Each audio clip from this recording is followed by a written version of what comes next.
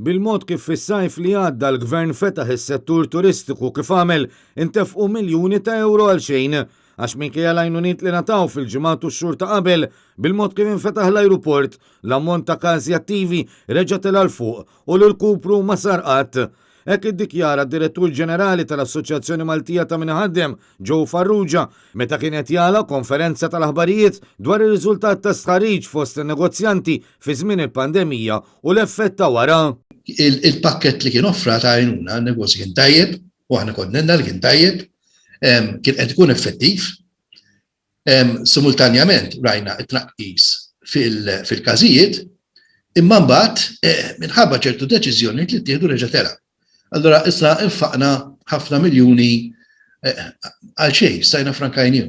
L-isħariġ ikkonferma tħassib li ħareġ f'eżerċizzi simili li saru fil-ġimgħat li għaddew fost l-oħrajn dwar kif 45% tan-negozjanti qed jaraw li se jkollhom bżonn sena jew aktar biex jirkupraw għal-livelli li kienu fihom qabel.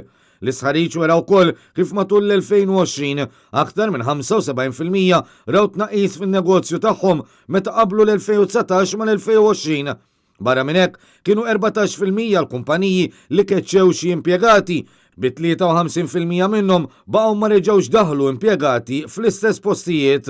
Iżda minkejja l-isfidi kbar li negozji ffaċċjaw f'dawn ix-xhur, 23% qalu li ma kwalifikawx għall-għajnuna mogħtija mill-Gvern.